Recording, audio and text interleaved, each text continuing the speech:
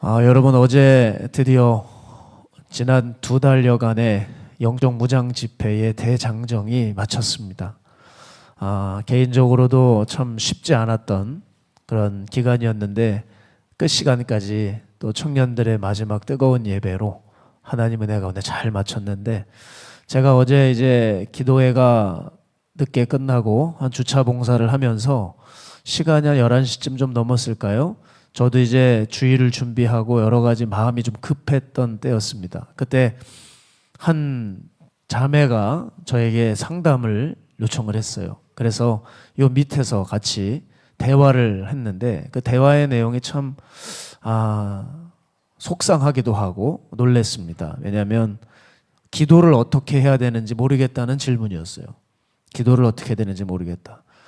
신앙생활을 한 지 얼마 안 됐느냐 물었더니 3년 전부터 신앙생활을 했고 3년간 모 선교단체에서 훈련을 받고 그렇게 지냈는데 자기는 이 기도를 어떻게 해야 되는지 감을 도무지 잡을 수가 없겠다는 거예요. 그리고 선교단체는 3년 가까이 자신에게 헌신과 봉사를 요구했고 어떻게 신앙생활을 해야 되는지 또 어떻게 신앙의 그런 기초부터 완성까지 뭔가 가르쳐 주는 것이 전혀 없었던 모양입니다. 그리고 아마 헌신만 요구했던 모양이에요. 그래서 제가 이렇게 질문했습니다. 그러면 내가 처음부터 질문을 해보겠다. 예수님이 하나님의 아들이시고 그분이 나를 죄에서 지옥에서 건져내 주신 구세주인 것을 믿느냐 그랬더니 미움과 분노가 올라와도 그분이 구세주인가요? 하면서 뭔가 정리가 하나도 안 되어 있는 상태인 거예요. 제 질문에 대한 답이 뭔가 막 혼란스럽게 혼재되어 있었습니다. 안 되겠구나.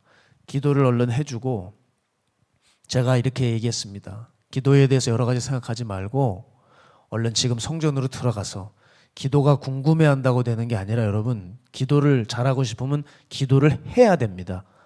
그렇죠? 기도 어떻게 하는 거야? 맨날 책 뒤주면 뭐예요? 기도를 안 하는데. 기도를 해라. 성전에 지금 들어가서 무릎을 꿇고 기도해라. 어떻게 기도하냐? 예수님이 나의 구세주의라는 것을 확신을 달라고 기도해라.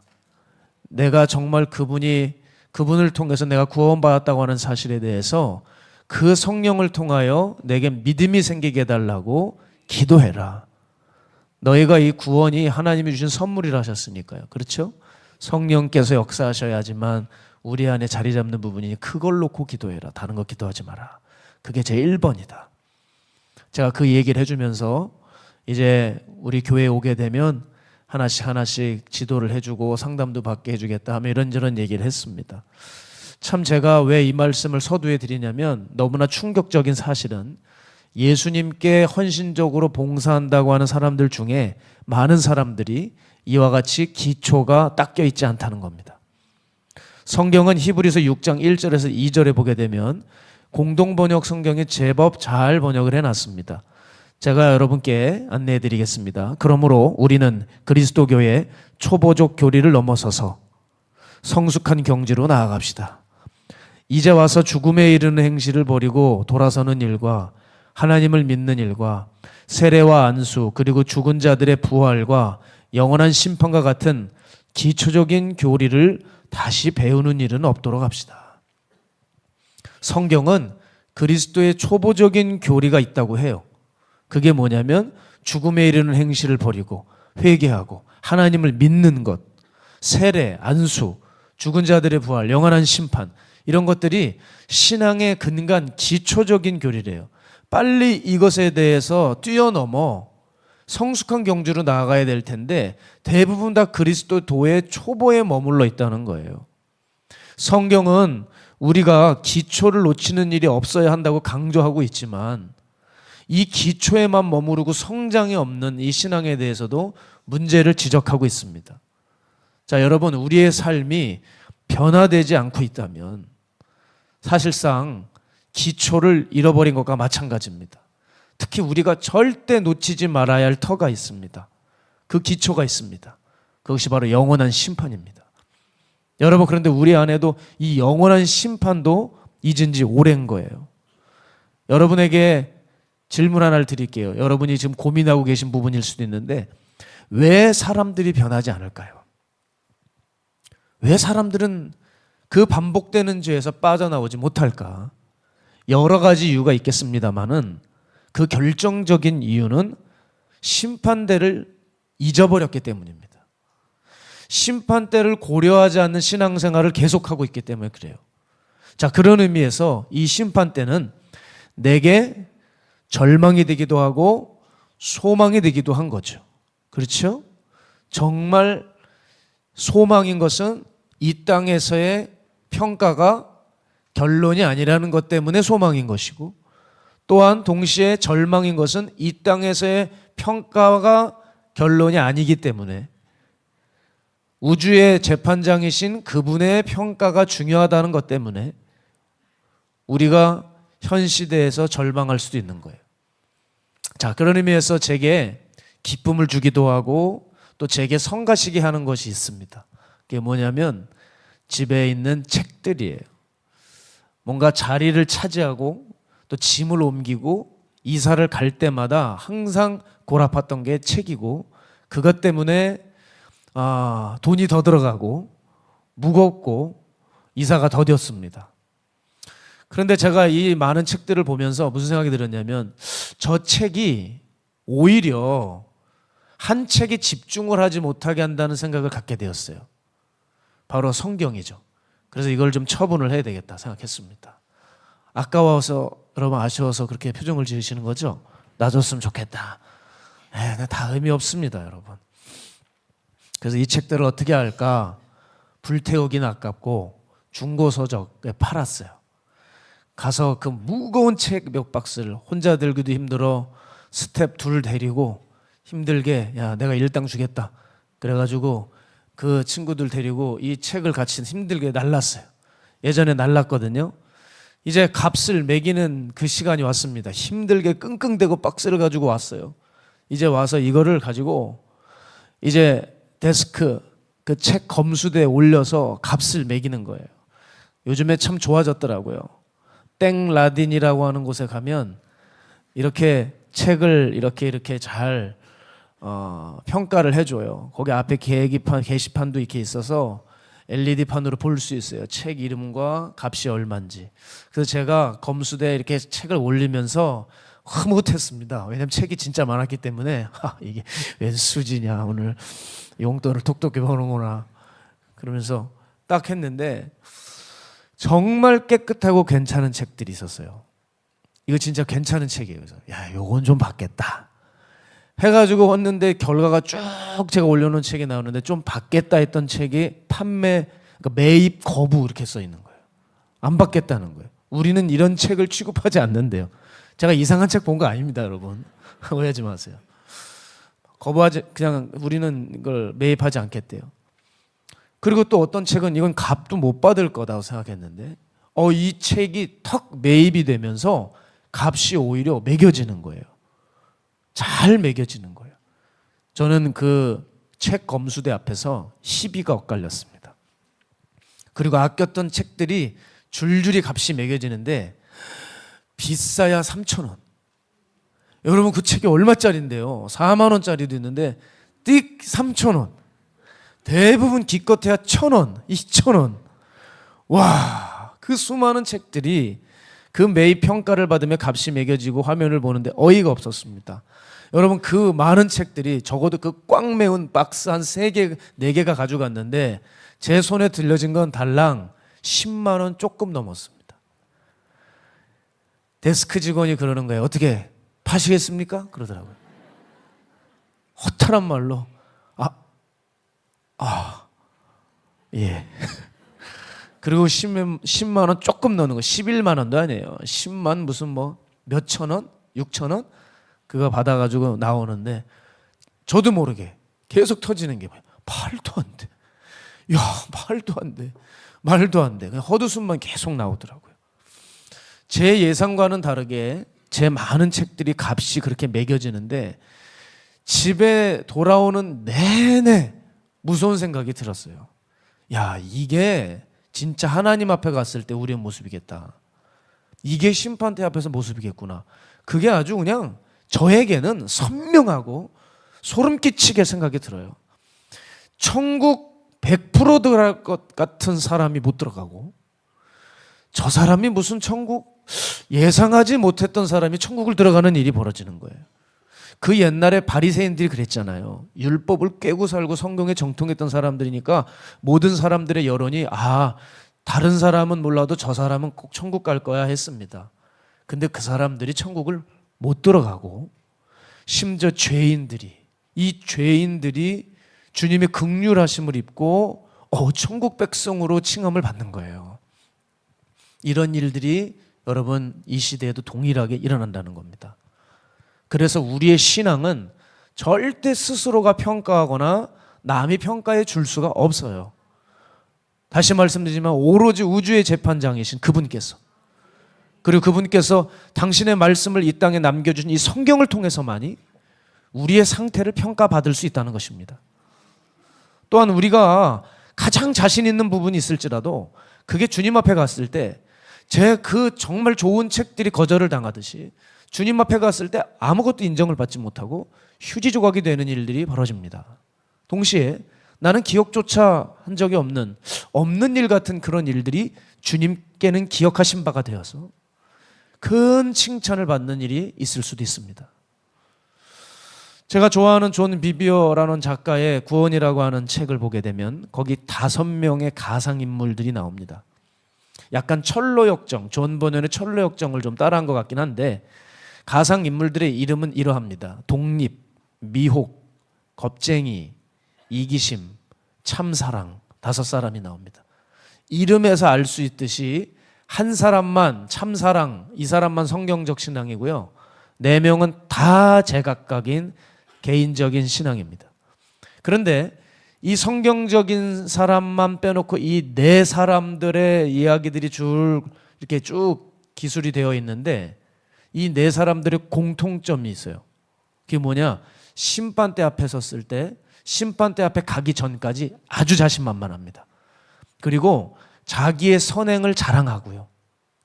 하나님은 자비로우신 분이니 내가 죄를 졌을지라도 용서해 주실 거라고 하는 그 긍휼이라고 하는 교리는 철석같이 믿고 있었어요. 그런데 그 4명은 공통적으로 다 예수님께 거절당합니다. 거기서 한 장면이 나와요. 인상 깊은 장면이. 예수님께서 그 쭉 서 있는 그 4명에게 한 명씩 심판을 받더라고요. 한 명씩 서게 되는데 그 한 명당 뭐라고 말하냐면, 자신 있게 막 자기를 어필하는 그에게 예수님 옆에 있는 한 서기관을 부릅니다. 천국의 서기관에게 이렇게 물어요. 이 아무개가 생명책에 있느냐? 라고 물어요. 그때 그 서기관이 큰 소리로 답합니다. 주여, 없나이다. 또 다른 사람이 서요. 어쩌고 저쩌고 얘기합니다. 아무개가 이 생명책에 있느냐? 주여, 없나이다. 나머지들도 주여, 없나이다. 주여, 없나이다. 그 기록이 제 가슴이 떨리더라고요. 그러면서 예수님이 이렇게 말씀하셨습니다. 생명책이 없다는 얘기를 들으시고 뭐라고 또 공통적으로 말씀하시냐면은, 너는 나를 부인하는 죄를 범했다. 이제 너는 버려진 고립의 땅으로 쫓겨나 극한 어둠과 절망과 외로움의 고통 속에서 남은 평생을 보낼 것이다. 동일하게 그때 여러분 그 판정을 받고 그대로 쫓겨나가는 사람은 아무도 없더라고요. 그때 그들은 그 예수님 앞에서, 그 심판대에서 각자가 살아온 삶에 대한 변명과 항변을 쏟아냈습니다. 그러나 어느 천국의 증인들이 또 서면서 그들의 입에서 나오는 성경의 말씀을 통해서 이들은 꿀먹은 벙어리가 되어버려요. 그리고 성경 말씀 앞에서 그들은 절망하고 때늦은 후회를 하고, 그리고 숨겨놨던 그 악한 봉성이 오히려 그냥 악다구니 가운데 나오고 막 욕을 쏟아내면서 지옥으로 끌려가는 자들도 있고, 자기의 본성을 숨겼다가 다 들통나는 그런 상태로 비참하게 지옥을 끌려가는 그 장면이 그 책에 기술되어 있습니다. 참 제게 생각나는 구절 하나가 있었어요. 너희는 나를 불러 주여 주여 하면서도 어찌하여 내가 말하는 것을 행하지 아니하느냐. 누가복음 6장의 말씀입니다. 같은 말씀이 마태복음에도 있죠. 7장에 너희는 나를 불러 주여 주여 하면서도 어찌하여 내가 말하는 것을 행하지 아니하느냐. 아주 짧고 분명하며 구원을 보여주는 구절이라고 말할 수 있습니다. 여러분, 우리의 신앙을 자화자찬할 것도 그래서 없는 거예요. 또한 낙심할 것도 없고요. 결국 그분의 눈에 보시기에 성경의 평가대로 그대로 평가를 받을 것입니다. 우리는 생명책에 이름이 있을 수도 있고 없을 수도 있습니다. 저 4명의 가상의 인물들이 자기들이 천국 못 들어갈 줄은 꿈에도 생각을 못했어요. 그런데 꼭 우리들의 모습 같을 것 같아요. 주님 앞에 서면 각자 다 이유가 있어요. 주여 주여 내가 주의 이름으로 선지자 노릇했고 귀신을 쫓아냈고 많은 권능을 행하지 아니했습니까? 우리가 심판대 앞에 섰는데도, 주님 앞에 섰는데도 자기 의와 선행과 사역을 줄줄 계속 말하는 사람이 분명히 있을 거라는 거예요. 그러나 그것은 어디까지나 자기 생각이고 하나님의 말씀 앞에 비추어지면 아무 말도 할 수가 없는 거예요. 그런데 참 놀라운 사실은 이 심판대 앞에서도 사람들이 자기가 어떤 존재이고 어떤 처지인지를 모른다는 거죠. 그가 아무리 내가 옳고 의인이라고 소리치고 우기건 분명한 사실은 생명책에 그 사람이 이름이 있느냐 없느냐에 따라 결판이 난다는 것입니다. 여러분, 이 생명책을 우리는 자꾸 잊고 신앙생활을 하기 때문에 오늘 저는 이 말씀을 두고 여러분 앞에 섰습니다. 여러분의 신앙생활에 이 생명책을 고려하는 신앙생활을 꼭 하셔야 됩니다. 계시록 20장 12절에서 15절 보게 되면 또 내가 보니 죽은 자들이 큰 자나 작은 자나 그 보좌 앞에 서 있는데 책들이 펴 있고, 함께 읽을까요? 또 다른 책이 펴졌으니 곧 생명책이라. 죽은 자들이 자기 행위를 따라 책들에 기록된 대로 심판을 받으니. 잠깐만요. 죽은 자들이 자기 행위를 따라, 그죠? 많은 사람들이 다 죽음을 맞이할 텐데 그들이 자기 행위를 따라 그 생명책에, 주님의 책에 기록된 대로 심판을 받는다는 거예요. 자, 그 다음 계속 읽을까요? 바다가 그 가운데서 죽은 자들을 내주고 또 사망과 음부도 그 가운데서 죽은 자들을 내주매 각 사람이 자기의 행위대로 심판을 받고 사망과 음부도 불못에 던져지니 이것은 둘째 사망 곧 불못이라. 누구든지 생명책에 기록되지 못한 자는 불못에 던져지더라. 아멘. 여러분 인생에 정말 중요한 질문 하나를 드리겠습니다. 여러분의 이름은 생명책에 기록되어 있습니까? 적혀 있나요? 여기 자신 있게 답할 사람은 어떤 사람들이냐? 입술이 아니라 삶으로 예수님을 따른 사람들입니다. 그렇지 않고는 다들 불안해할 겁니다, 지금. 또 제가 이런 설교를 하면 극단적 칼빈주의자들은 제 설교가 틀렸다고 평가할 겁니다. 왜 사람들이 예수님을 믿는데 불안한 마음을 가져야 됩니까? 이렇게 따질 거예요. 왜 예수님을 믿는데 그 불안을 조장합니까? 예수님을 믿으면 평화가 찾아오지 왜 지옥에 대한 공포가 엄습해 옵니까? 그건 말도 안 된다고 또 우길 겁니다. 그런데 여러분, 저는 이렇게 반문하고 싶어요. 그러면 사람들이 불안해한다고, 두려워한다고 지옥을 언급조차 하지 않는 일이 옳은 일입니까? 라고 반문하고 싶어요. 성도들을 정말 사랑하는 일이 뭘까요? 라고 묻고 싶어요. 지금 당장 불안하게 하지 않게 해주는 것인가요? 아니면 영원한 불안함 가운데서 건져내는 것인가요? 영원한 불안. 들어가면 나오지 못하고 들어가면 살떨리는 온갖 악취와 비명과 신음과 괴로움과 슬픔과 극한 좌절과 절망이 있는 거기서 건져내신 것이 좋을까요? 아니면 지금 내 죄를 보여주며 불안하고 두려운 것이 나을까요? 얼른 회개해서 지금 고침받는 게 나을까요? 여러분 선택해 보세요. 그런 의미에서 많은 이들이 말하듯이 저도 한번 물어보고 싶어요. 여러분, 지옥이 비유입니까? 실제입니까? 고맙습니다. 아유, 이렇게 많은 분들이 크게 대답해 주실지 몰랐어요. 화나신 건 아니죠? 그걸 질문이라고 해? 실제지. 그럼 우리는 그러는데 이게 비유로 들리는 데가 있어서 지옥이라는 단어를 자꾸 피해요. 그런 의미에서 제가 새가족 교육 때도 제가 추천 영상으로 이렇게 해드렸는데 90년대에 지성인 목사님이 계십니다. 신성종 목사님이라는 분이 계세요. 이분은 그렇게 큰 목회를 하시다가 한 몇 년 전에는 캄보디아 선교사로 떠나시고 선교지 일대를 도우시면서 귀한 사역을 감당하시는데, 한국인으로서는 참 받기 어려운 상들을 다 받으신 지성인이십니다. 이분이 천국과 지옥을 보고 오시게 되었어요. 그때 그 지옥에 갔을 때 너무 기겁을 했던 것을 말씀하시는 게 뭐냐면, 천국에 간 줄 알았던 그 이름난 목사들이 다 지옥에 가 있더래요. 그래서 자기가 그 대형교회에서 내려오게 됩니다. 너무 두려워서. 그때 하나님의 음성이 들려왔대요. 저들이 지옥에 간 것은 저들이 하나님의 영광을 가로챘기 때문이다.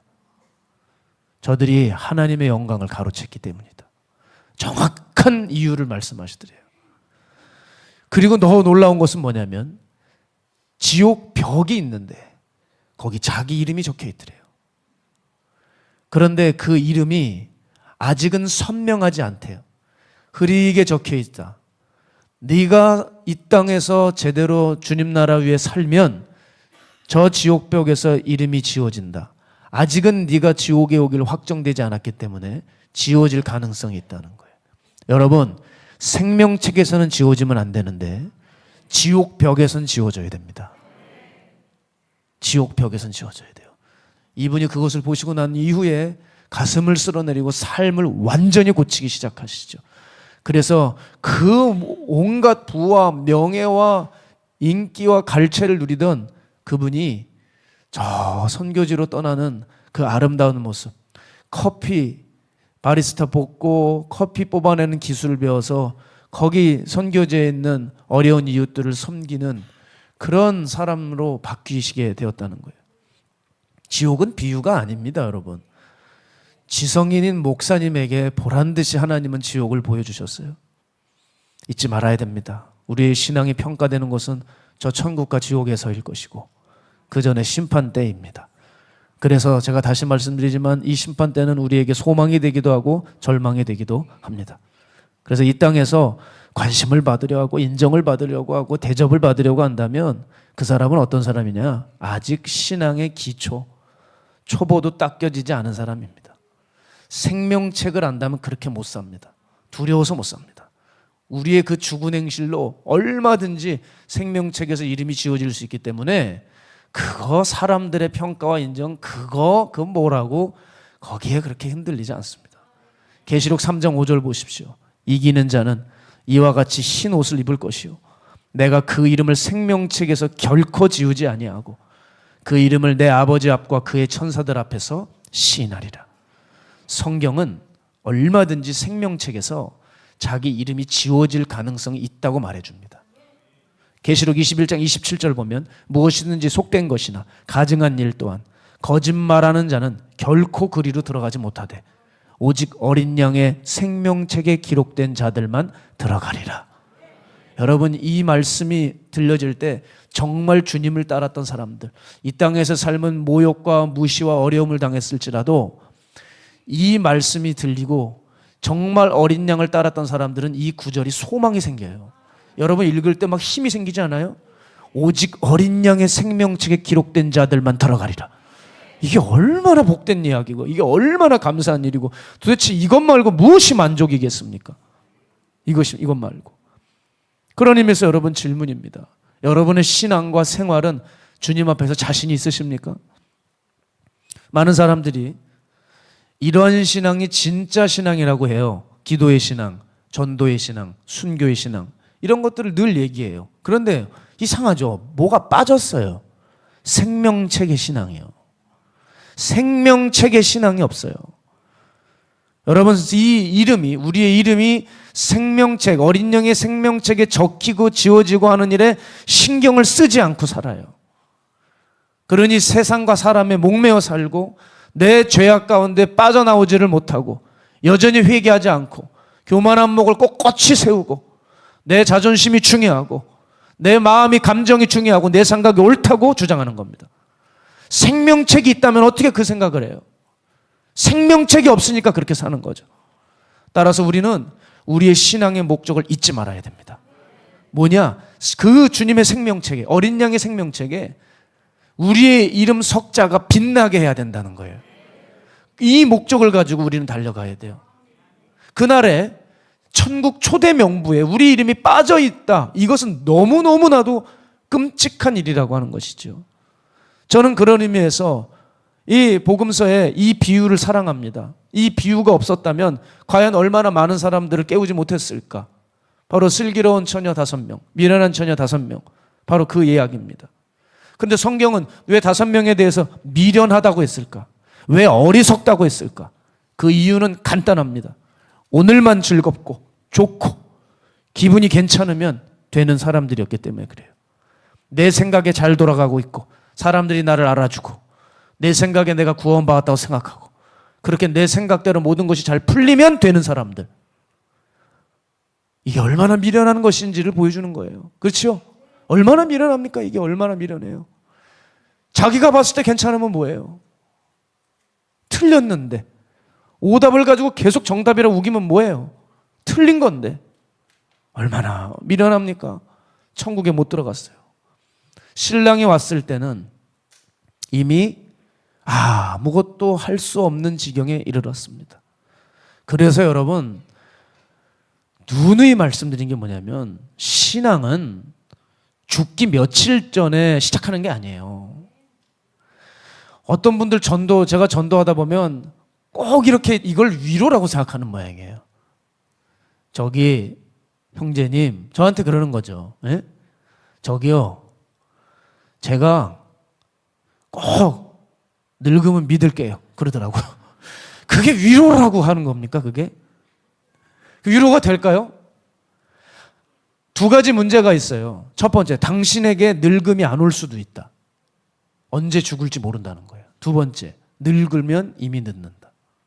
안 돼요. 그게 준비가 안 돼요. 성경이 그걸 얘기하잖아요. 구원이라는 건 어느 불시에 갑자기 닥치는 거기 때문에 우리는 준비하고 있지 않으면 구원받지 못합니다. 신랑이 올지 안 올지를 몰라요.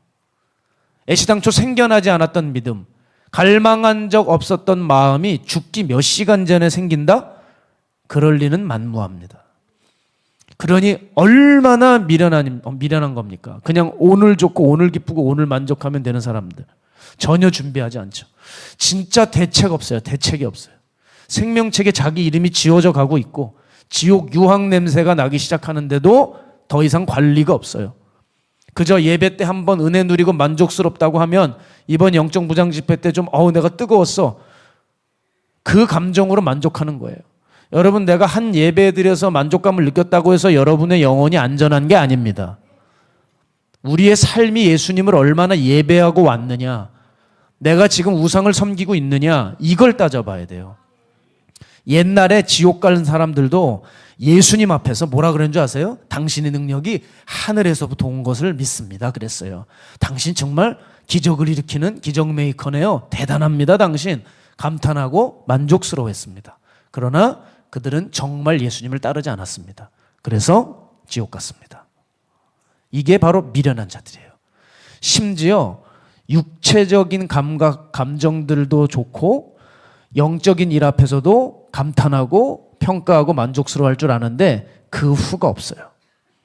아멘 그 후가 없습니다. 예배 후가 없어요. 예수님을 따르지 않아요. 그러니까 여러분 예수님을 부인한다고 하는 개념이 나 예수님 안 믿어요. 예수님 그런 자가 어디 있어요? 이것만 부인이 아니라 삶에서 부인을 하게 되면 부인입니다. 예배는 드렸는데 삶에서 부인하는 자들이 있다고 하세요. 그렇죠? 그게 나 아닙니까? 입술로는 주님인데 삶에서는 예수님을 부인하는 자들이 있다고요. 그럼 무슨 소용이 있습니까?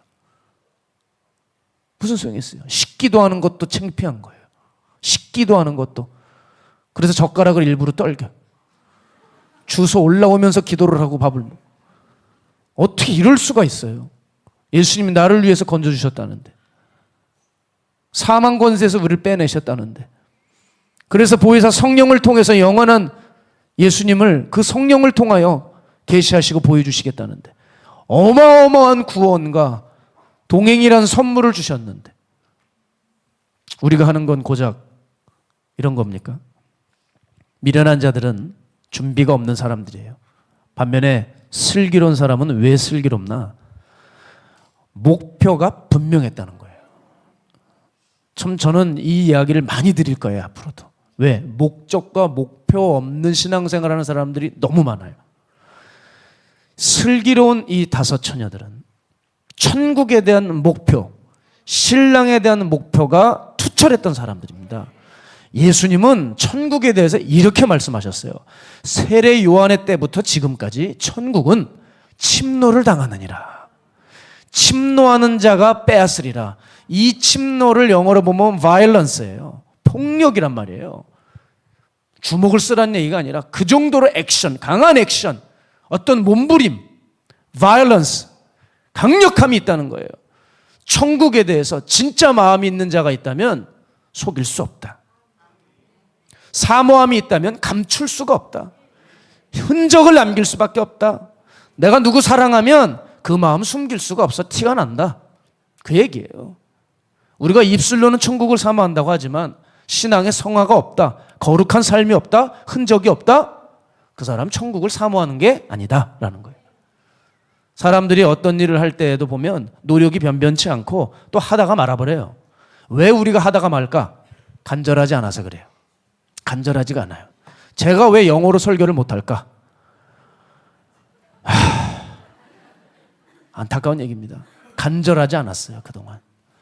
해야 된다는 생각만 머리에 있었지 간절하지 않았어요. 그런데 요즘 쪼까 간절합니다. 그래서 열심히 해보려고 합니다. 죽어가는 이 세계 수많은 사람들이 너무 많아요. 네. 기도해 주시기 바랍니다. 여러분, 구원에 대해서 간절해 보세요. 주님에 대해서 간절해 보세요. 등불에 기름 대충 준비하다 말겠어요? 순종하다 말겠어요? 신앙생활하면서 참으로 안타까웠던 것이 뭐냐면 사람들이 어느 순간부터 왜 신앙생활하는지를 잊고 사는 것 같습니다. 운동선수가 운동을 하면서 마음에 염두에 되는 것은 뭡니까? 밥을 먹던 잠을 자던 꿈에서조차 생각하고 있어야 될 게 뭐예요? 메달이에요. 메달. 그렇지 않아요? 군 부대에서 특수부대를 복무하고 있는 군인이 염두에 둬야 되는 것은 뭐예요? 미션 컴플릿입니다. 전쟁에서의 완료, 미션 완료, 승리하는 거예요. 일상적인 걸 물어볼게요. 여러분, 미용실 왜 가십니까? 머리 깎으러 갑니다. 병원 왜 가십니까? 치료받으러 갑니다. 헬스장 왜 가십니까? 트레이너 보러 갑니까? 그게 잘못된 거예요. 예? 가끔 교회 왜 옵니까? 목사 보러 간대요. 제정신입니까? 예? 제정신이에요? 우리 같은 사람들을 봤다가 큰일 납니다. 여러분, 헬스장 왜 갑니까? 몸 만들려고 갑니다. 여러분, 교회 왜 가십니까? 교회 왜 가세요? 그러면 답을 못해요. 하실 것 같죠? 못해요. 교회 왜 갑니까? 구원받으러 가는 거죠. 여보, 예배 드리러 간대요. 여러분, 예배 드리는 거 맞죠? 그런데 여러분, 예배 왜 드리냐는 거예요. 여러분, 구원받으러 가는 거죠. 죽음을 잘 준비해서 가는 거죠. 아니, 잘 대답하셨습니다. 잘 대답하셨어요. 또 괜히 또 상처받으시면 안 되죠. 여러분, 신앙의 목적이 무엇이냐? 우리들처럼 예배드리고 구원받고 회개하고 이런 이유가 아니에요. 장로 따고 권사 따는 거예요. 심지어 그렇게 우리 신앙의 목적이 변질되어 있더라고요. 그래서 우리 교회는 직분이 하나도 없잖아요. 뭐 성도들끼리 그런다면서요. 우리는 올라가 봤자 숲지기밖에 없어. 올라갈 데도 없대요. 맞아요. 없어요. 그 흔한 교구장도 없앴어요. 그렇죠? 숲지기 위에 산지기가 있는데 산지기도 안 세웠어요. 다 목회자들이 하잖아요. 올라가 봤자 숲지기밖에 없대요. 그런데 그 숲지기를 하고 싶어가지고 그러십니까? 그게 뭐 그렇게 중요합니까? 그게 그냥 약물의 본이 되라고 하는 거고 서로 관리하는 관리인이 필요할 뿐이에요. 똑같습니다. 결과적으로. 맞죠? 너무 좋은 교회를 다니고 있죠? 아멘을 크게 해보시기 바랍니다. 할렘하고 말렘 마시고. 여러분, 뭐 그렇게 그런 게 중요하겠어요? 직분을 왜 따려고 하세요? 하나님 교회 섬기라고 주신 거잖아요. 네? 그 이면엔 뭐가 있을까요, 근데? 없어야 되죠. 근데 그 이면에 있어요. 뭐예요? 대접받고 싶은 거예요. 인정받고 싶은 거라고요. 교회 왜 다닙니까? 직분 따려고. 내 달란트 있는데 이거 교회에서 한번 풀어서 자랑 한번 해보려고. 내 자식 좋은 배우자 만나게 해서 결혼시키려고. 아주 육적인 행동. 이거 부끄러워할 줄 알아야 한다는 거예요. 바로 이런 사람들이 교회를 무너뜨렸습니다. 이단들, 무슬림들이 무너뜨린 게 아니에요. 이들이 무너뜨렸어요. 종교는 언제 무너지는가? 그 종교에 속한 종교인들이 무너뜨리는 거예요. 신앙은 이 심판을 염두에 두지 않으면, 이 목적을 두지 않으면 우린 결국 목적지에 도달할 수가 없습니다. 저 역시도 목표가 생기니까 편안하게 안주하고 살아가는 게 불안해지더라고요. 주님 뜻대로 살아가다가 잘 못할 때 불안이 찾아오는 그런 게 아니라 아무것도 안 할 때 더 불안하더라고요. 저 그래서 살기 위해서 인천 올라왔어요. 종으로 부름받고 한 1, 2년 정도 고향교회에서 봉사하다가 정말 살고 싶어서 저 인천으로 올라왔어요. 그렇게 마가의 다락방에 올라오니까 숨이 쉬어지더라고요. 숨이. 그 다음에 목표가 생기더라고요. 하나님 앞에 쓰임받는 종이 되어야 되겠다. 어떤 일이건 큰 일이건 작은 일이건 주인께 조금이라도 쓰임받고 싶다. 그 목표가 저에게 생겼어요. 여러분, 그 목표는 여기 있는 종들만 생기는 게 아니에요. 여러분들도 있어야 됩니다. 한국교회에 목회자들이 많습니까? 성도들이 많습니까? 성도들이 많죠. 목회자들이 변질되어 가고 있어요. 그거 탓하지 마세요. 정말 제가 봐도 목사가 아니라 먹사들이 너무 많아요. 그런데 그거 탓하지 마시고, 성도들이 훨씬 수가 많잖아요. 우리들이 나가서 빛이 되고 소금이 되면 되잖아요. 그러면 되잖아요. 여러분도 좀 쓰임받고 싶은 목표가 생기셔야죠.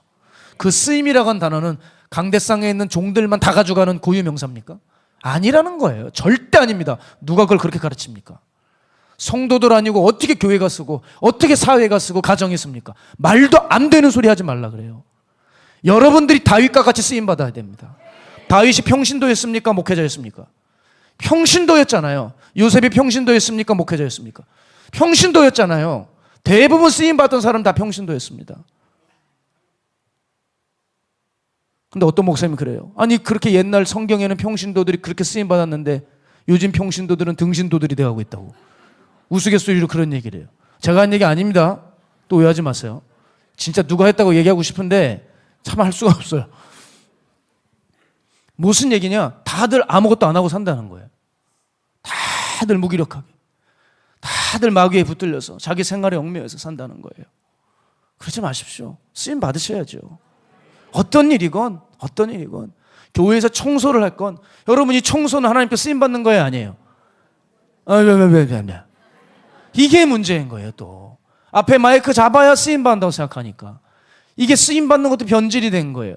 그러면 세계의 수많은 오지에 아직까지 드러나지 않는 감추어져 있는 이 보석 같은 선교사들은 그럼 버림받은 자들입니까? 이름이 안 나니까? 이 사람들은 천국을 가면 면류관을 받을 사람들이에요. 보석같이 하나님이 너무 귀해서 숨겨두신 것뿐이에요. 끄집어내면 타락할까봐 저 깊이 깊숙이 감춰두신 분들이 이 지구촌에 얼마나 많은지 몰라요. 좀 깊숙이 감춰진 빛나는 보석이 되기보다는 드러내가지고 반짝거리는 왕관이 되고 싶은 거예요. 예? 보기는 좋죠. 그러나 그 무게를 감당할 수 있을까요? 여러분, 살고 싶어서 그 목표가 저를 여기까지 이끌어 줬어요. 지금도 산에서 기도하는 게 뭐냐? 하나님, 옛날로 돌아가게 해주세요. 그 당시 먹었던 마음으로 초심으로 돌아가게 해달라는 거예요. 그게 저를 생명력 있게 만들어줬기 때문입니다.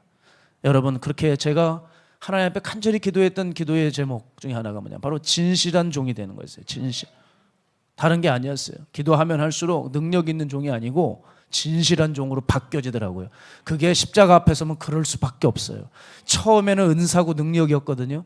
점점 십자가 앞에 가면 갈수록 뭐 은사고 능력이고 체험이고 이런 얘기 못해요. 안 하게 돼요. 못하게 돼요. 죄인인 게 뻔히 드러나는데.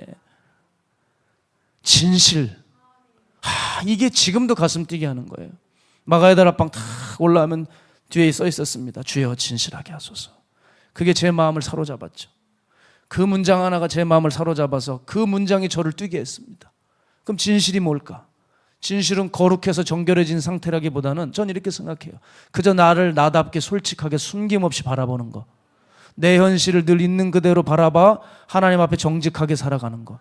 그래서 잘 되고 있으면 하나님 앞에 영광을 올려드리는 것이고, 잘 못 가고 있으면 주님 앞에 회개하면 죄 지었다고 고백하며 살아가는 거고, 감춘 것도 없고 숨기는 것도 없고 이중적이지 않는 삶의 태도. 저는 이게 진실이라고 생각해요. 이게 제 가치관이었고요. 이게 제 목회의 모토였습니다. 적어도 진실하게만 하자. 잘하려 하지 말고 진실하게만 하자. 그래서 저는 제가 죄지면 여기서 죄졌다고 화끈하게 얘기해버리고, 난 이런 사람이라고, 난 목사가 되면 안 되는 사람이라고 그러고, 목사하기 싫다 그러고, 지금도 빨리 고향에 가가지고 사업하는 게 딱 맞는 체질이라고 그러고, 그런 얘기를 하니까 성도들이 울고 가슴 아파하고, 목사님 가시면 어떡하냐고 그러고. 할렐루야. 그래가지고 제가 마음을 돌려먹고 고쳐먹고 아닙니다, 여러분. 진실하게, 정말 진실하게만 살고 싶은 마음, 그 마음을 지켜내는 게 제 숙제입니다. 우리도 마찬가지 아닐까요? 구원은 바로 이 마음으로부터 시작됩니다. 회개의 마음, 순종의 마음, 성화의 마음, 천국을 갈망하는 마음. 그 마음이 사람을 기적으로 이끌어주죠. 그렇게 마음으로 천국을 사모하며 삶으로 살아낸 사람들, 그 사람들이 생명책의 사람들인 것입니다. 빌립보서 4장 3절 보면 그 사람들이 나오죠. 또 참으로 나와 멍에를 같이 한 네게 구하노니 복음에 나와 함께 힘쓰던 저 여인들을 돕고 또한 클레멘드와 그 외에 나의 동력자들을 도우라. 그 이름들이 생명책에 있느니라. 얼마나 좋을까. 설교를 하면서도, 제가 이 설교를 준비하면서도, 복음에 바울과 함께 힘썼던 여인들, 클레멘드와 그 외의 그 동력자들, 생명책 이름이 기록되어 있대요. 바울이 본 거겠죠. 바울이 환상 가운데 주께서 보여주신 거겠죠. 얼마나 좋을까. 얼마나 좋을까. 생명책의 사람들은 여전히 우리 곁에 있는 줄로 믿습니다. 그런 의미에서 우리 순례자의 집, 우리 거리 노숙인들을 섬기는 그 집이 있습니다. 제가 예전부터 좀 이렇게 알고 있었던 지체가 있는데, 요즘에 참 그 형제를 보면은 제 유독 눈에 띄고 귀하게 여겨요. 이렇게 성장했구나. 이제 목사인 제가 그 친구를 보면서 배울 것이 생기는 그 지체로 부쩍 성장했습니다. 처음에 신학교를 간다고 했을 때 정말 잘 갈 수 있을까 걱정했었는데, 어떤 사역도 시켜주지 않았는데도 불구하고 그렇게 말없이 혼자 순례자의 집을 그렇게, 우리 강한수 간사와 또 우리 장리아 선교사와 함께 그 3인방이 거의 생명같이 거기를 섬겨요. 너무너무 귀해요. 요즘 볼 때마다 늘 이렇게 그 친구를 저도 모르게 찾아요. 저런 친구들과 함께 사역한다면 얼마나 행복할까. 그 생각이 제 마음에 들어오기 시작했습니다. 오래전부터 노숙인 섬긴다는 얘기는 들었는데, 사실 처음에는 제가 몇 번 하다가 말 줄 알았는데 그렇지 않아요. 지금까지 수고하고 있다고, 얼마나 열심히 하는지 모른다고 다들 칭찬을 그렇게 하시더라고요. 그런데 한 몇 달 전이었죠. 연락이 왔어요. 이 친구가 저한테 이렇게 카톡하고 연락을 하지 않는데 연락이 왔어요. 그래서 그 연락을 받는데 그 내용을 들었는데 너무 깜짝 놀랐습니다. 자기 오른쪽 눈에 염증이 생겼대요. 근데 이 염증이 아마 제때 처리를 못했던 모양입니다.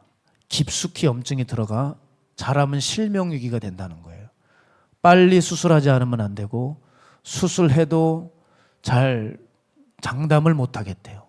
아니 이제 20대 30도 안 된 친구가 한쪽 눈이 멀면 어떡해요? 난 정말 너무 당황스러웠어요. 아니 왜? 아니 하필 얘가 왜 눈이 멀어야 돼? 얘가 왜 실명위기야? 그런데 여러분, 기도를 하다가 그쳤어요. 제 마음 안에 분명한 확신이 올라오는 거예요. 왜냐? 이 친구가 주님 앞에 어떻게 살았는지를 알잖아요. 제가 그 친구한테 얘기했습니다. 주님께서 네가 어떻게 살아왔는지 주님이 다 아신다. 주님이 증인이고 내가 증인이다. 걱정하지 마라. 네가 하나님 앞에서 내 자신을 불태워 수많은 시간을 노숙인을 섬겼는데 주님께서 내 눈을 지켜주실 것이다.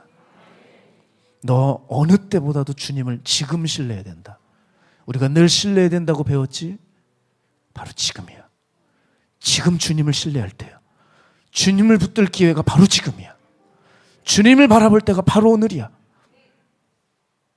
시간이 지났습니다. 수술대 올랐다고 들었어요. 물어보지도 않았습니다. 뻔할 거예요. 연락이 왔어요. 수술은 잘 마쳤대요. 회복이 될지 안 될지 모르겠대요. 근데 시간이 지나 2주가 지났나 병원에 갔는데 완치됐다 하더라고요. 의사들이 또 놀랜대요. 어떻게 이렇게 금방 또 이렇게 눈이 날 수가 있느냐. 그렇죠. 여러분, 왜 낳겠어요? 그가 걸어온 삶이 있는데 주님이 함께 해주시지 않겠습니까? 그건 저는 너무나도 분명한 거였어요. 기도를 하다가도 그칠 수밖에 없는 게 반드시 고쳐주신다. 얘는 반드시 낫게 하신다. 그 확신이 있어요. 왜? 삶이 거룩하고 삶으로 주를 따르는 생명책의 사람이기 때문입니다. 여러분, 마지막으로 질문 다시 한번 드릴게요. 우리 이름이 생명책에 기록되어 있나요? 우리 입술이 아니라 그것은 삶이 증명할 것입니다. 바라기는 빛나는 삶으로 빛나는 이름을 생명책에 새기시기를 주님의 이름으로 축복합니다. 우리 시간 함께 이 찬양하면서 준비하신 예물 하나님 앞에 전심을 다해서 봉헌하겠습니다.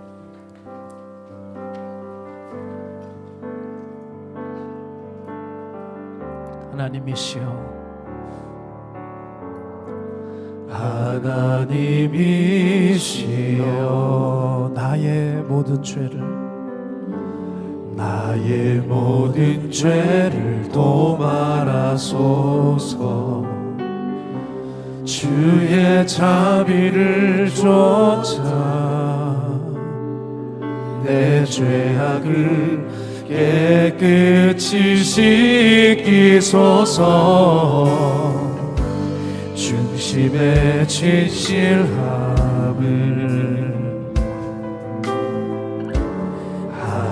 하나님께서 원하시오니 우둔한 나의 속에 당신의 지혜를 알게 하소서. 하나님이시여, 내 안에 정한 마음을 창조하시고 내 안에 정직한 영을 주사 새롭게 하옵소서.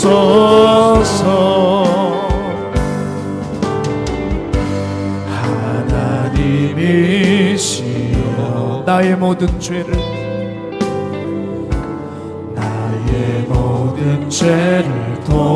도말하소서. 주의 자비를 쫓아 내 죄악을 깨끗이 씻기소서. 중심의 진실함을 하나님께서 원하시고 우둔한 내 속에 우둔한 나의 속에 당신의 지혜를 알게 하소서. 하나님이시여,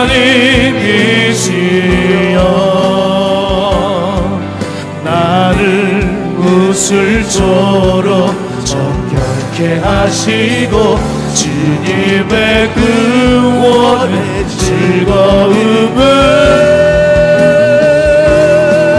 내게 회복시키소서. 하나님이시여 하나님이시여 내 안에 정한 마음을 창조하시고 내 안에 정직한 영을 주사 새롭게 하옵소서 새롭게 하옵소서 새롭게 하옵소서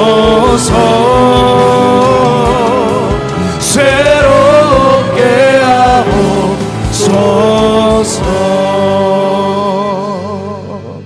기도하겠습니다. 주여 새롭게 하옵소서 새롭게 하옵소서. 매번 주님 앞에 나와 기도하고 예배할 때 이 간절한 마음이 없다면 하나님 우리의 예배가 무슨 의미가 있겠습니까? 악인도 회개하고 마음 돌이키면 그 악한 가운데 죽지 않게 하겠다고 약속하신 하나님, 왜 우리는 생명책을 새카맣게 잊어버린 채 오늘도 나의 갈 길을 가고 죽을 길을 그 길을 향하여 걸어가고 있는지 모르겠습니다. 주여 우리를 용서해 주시고 다시 한번 흔들어 깨워주셔서 하나님 앞에 정결한 신부가 될 수 있도록 붙들어 주십시오. 오늘 그 간절한 마음을 담아 주님 앞에 예물 올려드렸습니다. 하나님이 이 예물 흠양하여 주시고 주의 눈길, 주의 시선이 머문 그곳에 이것이 온전히 부어져서 그것을 아름답게 열매 맺는 그 제물이 될 수 있도록 주여 흠양하시고 함께 하시는 예물 되게 하여 주시옵소서. 역사하시는 예물 되게 하여 주시옵소서. 오늘 주께서 이 모든 것들을 이뤄가시며 성도들의 삶을 생명책에 기록된 대로 걸어가는, 자기가 살아온 모든 삶이 그 책에 기록된다 하셨으니 하나님 이것을 늘 가슴에 새기며 생명책을 고려한 신앙생활을 통해 우리의 생명을 거머쥐는 우리 모두 되게 하여 주시옵소서. 지금 이곳에 성부, 성자, 성령 살아계신 하나님의 사랑과 은혜와 사람을 바꿔주시는 능력이 이제 앞으로 생명책에 빛나는 이름 석자를 새기기로 작정한 주의 백성들 머리 위에, 가정 위에, 직장 위에, 사업체 위에 이제로부터 영원토록 함께 하시기를 간절히 축복합니다. 아멘. 아멘.